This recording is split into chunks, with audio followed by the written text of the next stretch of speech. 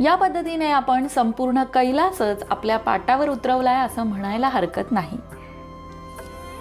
तुम्ही कडेनी अशी बॉर्डर तयार करून घेऊ शकता.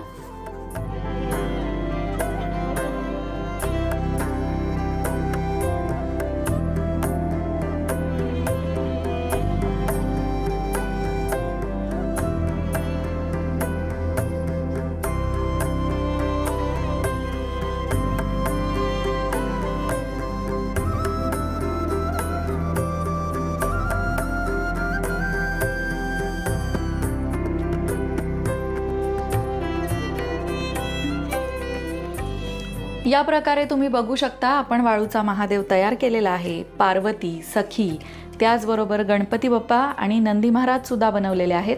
या प्रकारे आपला वाळू